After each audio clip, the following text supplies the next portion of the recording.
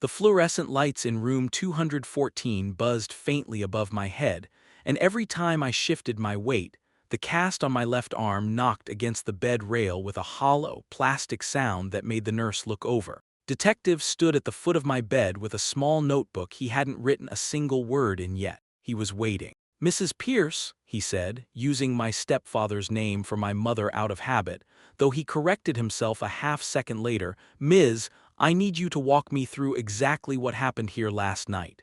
In your own words." My mother was standing by the window with her arms crossed so tightly across her chest that her knuckles had gone white. She wasn't looking at me. She was looking at the detective, and there was something in her face I had spent 28 years mistaking for love and had only just learned in the space of about 6 hours to call by its real name. "Sweetheart," she said, and her voice cracked in exactly the place it always cracked when she needed something from someone.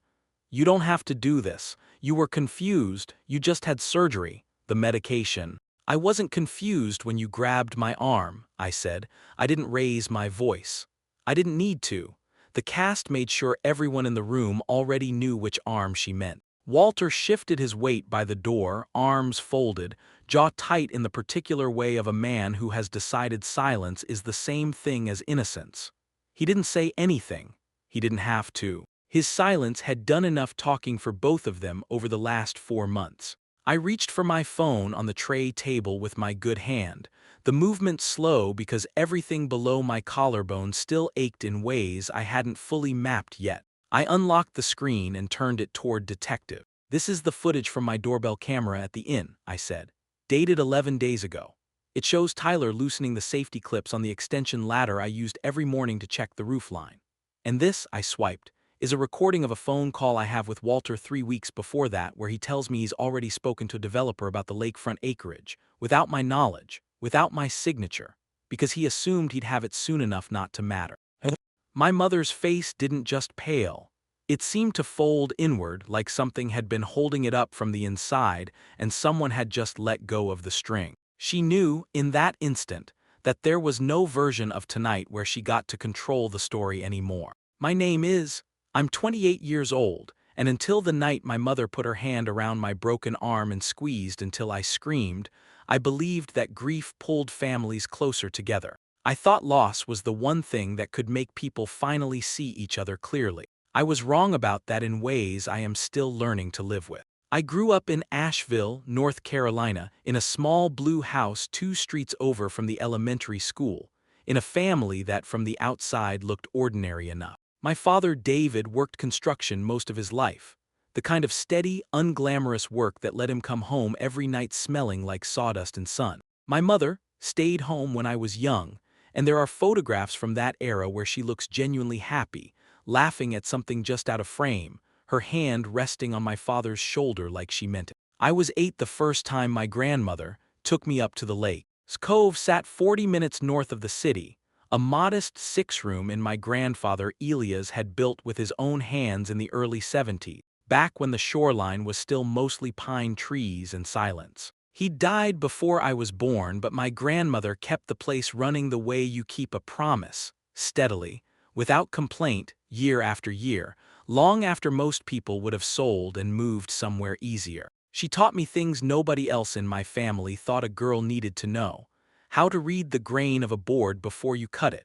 How to patch a roof seam so it wouldn't leak through a Carolina thunderstorm. How to sand a railing until it was smooth enough that a stranger's hand wouldn't catch a splinter on their way down to the dock. My father used to come up most weekends and help her with the heavier repairs, and I remember those Saturdays as the only time our whole family seemed to fit together without anyone straining to make it work. Then, when I was 16, my father's boat capsized in a storm on Lake James, 40 miles from the inn, and he never made it home. My mother handled his death the way some people handle a fire they can't put out. She didn't grieve so much as she scrambled, looking for anything solid to grab onto. Within 2 years Walter Pierce owned a small contracting business that was, even then, quietly bleeding money, though none of us knew the scope of it yet. He came with a teenage son, Tyler, a boy 2 years older than me who treated our house like a hotel he'd been unfairly assigned to and treated my grandmother's in, when he bothered to visit it at all. like an inconvenience standing between him and whatever he actually wanted. I kept going up to the lake. My grandmother needed the help, and more than that, I needed somewhere that still felt like it belonged to me. Over the next decade I became, without ever officially deciding to, the person who ran Cove alongside her. I got my physical therapy license and built a small private practice in Asheville. But every spare weekend, every stretch of vacation time, I was back at the inn, repainting the dock house, updating the reservation system, learning the property's plumbing quirks well enough to fix half of them myself. My grandmother used to say I had my grandfather's hands and my father's patience, and I never told her how much I needed to hear that, especially in the years when my mother seemed to look right through me at every holiday dinner, her attention already halfway across the table toward Tyler. My grandmother was diagnosed with pancreatic cancer the spring I turned 26. I moved most of my practice's hours around so I could be at the lake 3 days a week. I learned how to manage her medications, how to help her into bed when her legs stopped cooperating, how to sit beside her at 2 in the morning and just be present while she worked through the fear she rarely let anyone else see. My mother visited twice in the 8 months my grandmother was sick. Both times she stayed under an hour and both times she brought up, almost as an afterthought on her way out the door, what was going to happen to the inn. "It should probably go to all of us eventually," she said once, standing in the kitchen doorway while my grandmother slept upstairs. "I mean, realistically, it's a lot of property for one person to manage alone." I didn't answer her that day. I didn't have the energy to. My grandmother passed away on a quiet October morning with my hand in hers, the lake fog just starting to lift off the water outside her window. 3 weeks later, at the reading of her will, I learned she had left Cove Inn to me outright, the land, the buildings, the modest trust account she'd built up over decades to cover taxes and repairs. She'd left my mother a small sum of cash and her wedding ring. There was no explanation attached, no letter of justification. My grandmother had simply made a decision the way she made every decision in her life, quietly, deliberately, and without asking anyone's permission to feel a certain way about it. My mother's face, when the attorney read the terms aloud, was the first time I truly understood how much she resented me. She didn't scream, she didn't argue in the room. She simply went very still, the way people do right before they decide something and don't tell you yet what they've decided. The pressure started small enough that, for a long time, I told myself I was imagining it. It began with comments, passing remarks about how the inn's income could really help the family through a rough patch, dropped casually over Sunday dinners I still, out of some stubborn hope, kept attending. Walter's contracting business had been struggling for years by then, and the struggling had accelerated into something closer to collapse. 2 lawsuits from unpaid subcontractors. A second mortgage on their house that nobody explained to me directly, but that I pieced together from the way Walter's voice changed whenever his phone rang during dinner. Then came the requests, dressed up as concern. Walter offering, unprompted, to look over the inn's books just to make sure everything's optimized. My mother suggesting I take out a business line of credit against the property, just in case, the way you'd suggest someone buy insurance. Except I never asked for advice, and she never explained why she cared so much about a debt that wouldn't be hers to repay. Then Tyler started showing up at the inn. He'd call it helping. He'd spend an afternoon fixing something and leave it worse than he'd found it, a bathroom faucet that leaked steadily for a week until a guest complained, a section of dock railing he'd reattached with the wrong screws that wobbled dangerously until I caught it during a routine inspection. I started keeping a small notebook of every incident. Not because I suspected anything yet, just because I'd learned from years of running the place that patterns matter. The bookings started slipping around the same time. 2 cancellations within days of confirmation, both citing vague reasons. A negative review that appeared online describing mold in a room I'd personally repainted the month before. A claim so specific and so false that I couldn't attribute it to an honest mistake. I installed a security system that spring, cameras at the main entrance, the dock, and the equipment shed, partly for insurance purposes, partly because something in me had started keeping score without fully admitting it. The confrontation that finally forced the pressure into the open happened in April, over what Walter called a family investment proposal. He and my mother sat me down at their kitchen table with a folder of documents. a plan to lease part of the lakefront acreage to a developer interested in building a small marina and event space, with Walter positioned as the general contractor for the build-out. The projected numbers on paper were substantial enough to solve every one of Walter's financial problems in a single stroke. "It's not asking you to sell anything," my mother said, sliding the folder toward me like she was doing me a favor. "Just lease a piece of land you're not even using. Walter gets the contract. We all benefit." "I don't want a marina on my grandfather's shoreline," I said. "It's not just your shoreline." Her voice sharpened in a way I recognized from childhood, right before an argument tipped into something colder. "Your grandmother built that place with this whole family in mind. She left it to me," I said, "specifically in writing." Walter's jaw tightened. "Because you made yourself indispensable to a sick old woman," he said, and then immediately looked like he wished he hadn't said it quite that plainly. I left their house that night and didn't come back for 6 weeks. The storm hit Cove on the second Friday in June, the kind of sudden Carolina thunderstorm that turns the sky the color of a bruise in the space of 20 minutes. A branch from the old oak by the equipment shed came down across the north corner of the roof, tearing loose a section of shingles, and by the time the rain let up I was up on the extension ladder trying to get a tarp secured before the next band of weather moved through. I didn't know, climbing that ladder, that Tyler had been at the inn 2 days earlier, ostensibly checking the gutters. I didn't know the safety clips on the ladder's extension lock had been loosened just enough to hold under normal weight and fail under sudden strain. I only knew in the half-second before it happened that the ladder shifted beneath me with a lurch that felt entirely wrong, and then the ground came up faster than my body had time to prepare for. I broke my left arm in 2 places and hit my head hard enough on the way down that the doctors kept me overnight for observation, worried about a concussion that turned out, mercifully, to be mild. I remember very little of the ambulance ride. I remember my own voice, thin and strange, telling the paramedic my name and address over and over like a chant. I woke up in a hospital bed in Asheville the next morning with my arm in a temporary splint, waiting for surgery to set the fracture properly. And my mother was already there. For the first day, I let myself believe she'd come because she was frightened for me. She held my good hand. She cried a little, in the careful, photogenic way she'd always cried, and told me she'd been so scared when Tyler called to say I'd fallen. It was 2 days after my surgery, my arm freshly cast and my head still thick with the last of the anesthesia, when Walter arrived carrying a manila folder. "We just want to make sure things are handled properly while you recover," my mother said, settling into the chair beside my bed with an ease that should have warned me. "You can't exactly manage the inn's finances one-handed, sweetheart. We had an attorney draw up a temporary power of attorney, just for the business accounts, just until you're back on your feet." I looked at the document Walter placed on my tray table. It wasn't limited to the business accounts. It was broad enough to give whoever held it authority over the deed itself. "I'm not signing this," I said. My mother's voice had that crack in it again, but underneath the crack now was something harder, something that had been sharpening itself for months.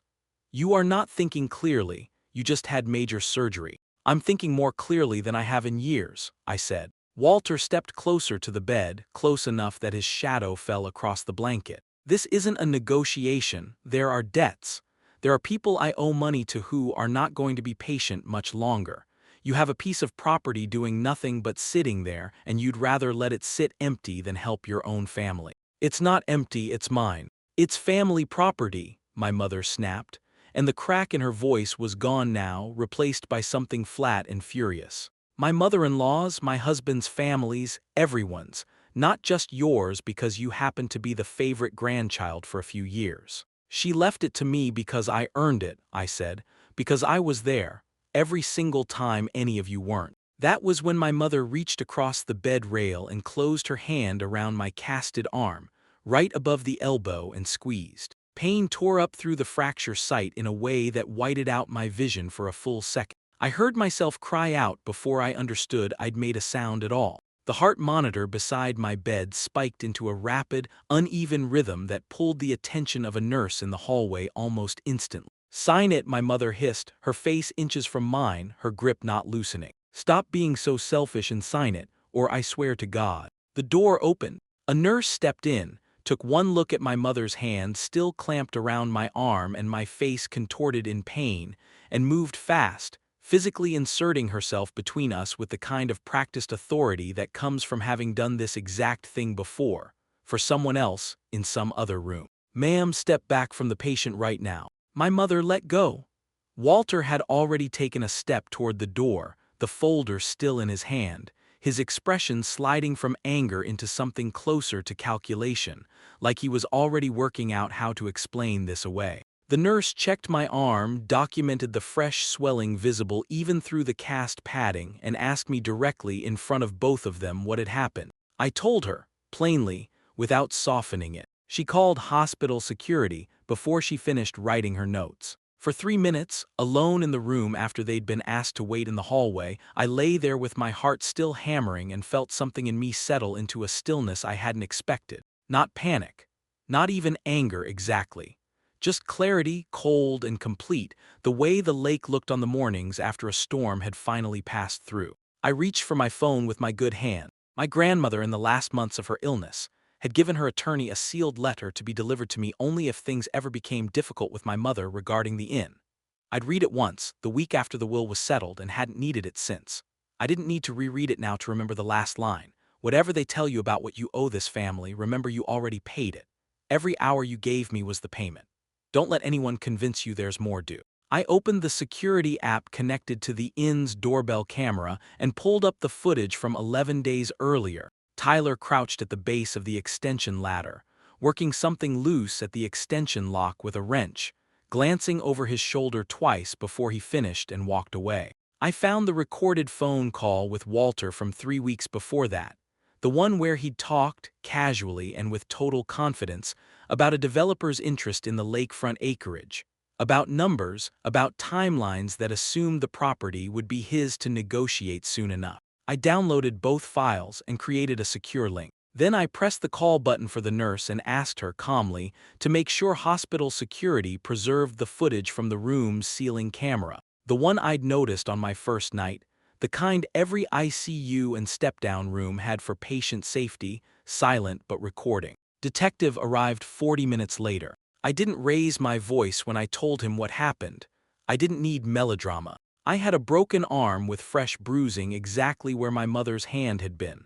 A nurse's documentation, silent hospital footage that would show precisely what that documentation described. And on my phone, evidence of 2 separate, deliberate acts that had led me to this bed in the first place. I handed him the phone. He watched the doorbell footage first, his expression shifting from professional neutrality into something colder as Tyler's figure worked at the ladder's extension lock, unmistakable even in the grainy morning light. Then he listened to the recorded call, Walter's voice discussing a piece of land that was never his, in a tone that assumed it soon would be. "Ms., he said when he finished, "I'm going to need copies of all of this. And I'm going to need to speak with your mother and stepfather separately." Within the hour, the hallway outside room 214 was full of quiet, purposeful movement hospital security, 2 uniformed officers, a series of low conversations I could only partially hear through the door.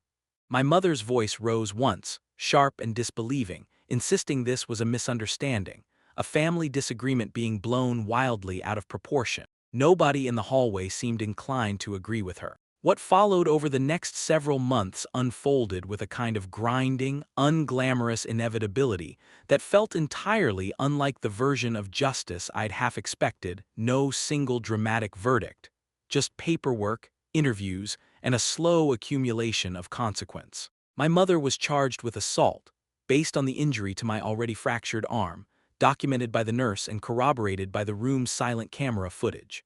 Tyler, 24 years old by then and long past any excuse of adolescent carelessness, was charged with reckless endangerment for the latter.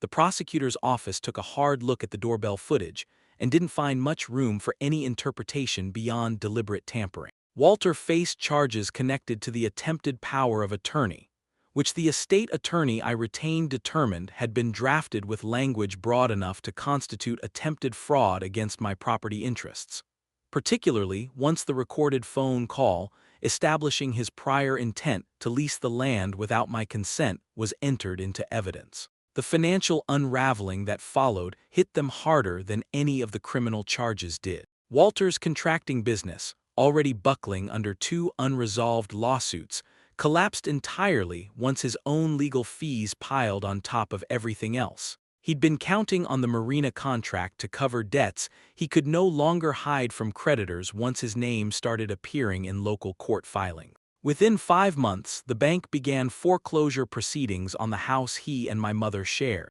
I heard, secondhand, through an aunt who still occasionally called me, that they'd had to sell most of their furniture just to cover the retainer for Walter's defense attorney. My mother received 2 years of probation, a mandatory anger management program, and a restitution order connected to my medical expenses that insurance hadn't covered, just over $11,000.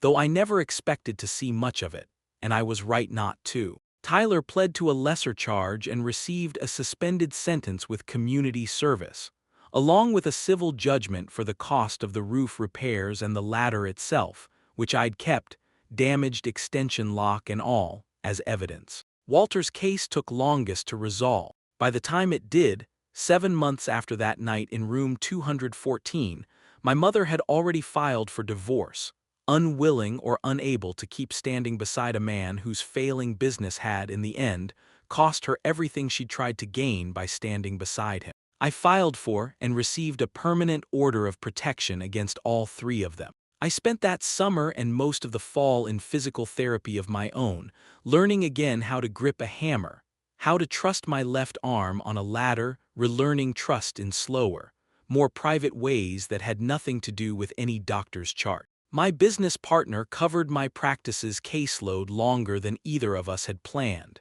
and when I finally came back to work, my hands remembered more than I expected them to. I went back up to Cove in October, almost exactly a year after my grandmother died, on a morning when the fog was just starting to lift off the water the same way it had the day she passed. The inn was quiet and a little worn from the months I'd been away, a loose shutter here, a garden gone slightly wild there, but it was still standing, still mine, still exactly what it had always been underneath the year that had tried so hard to take it from me. I spent the first week doing small repairs by hand, relearning the particular geometry of my grandfather's construction, sanding down a section of the porch railing until it was smooth enough that no stranger's hand would ever catch a splinter on their way down to the dock. On the last afternoon of that week, I found the old wooden sign in the equipment shed, the one my grandfather had carved by hand in 1974, B&N Cove burned into cedar in his own uneven lettering,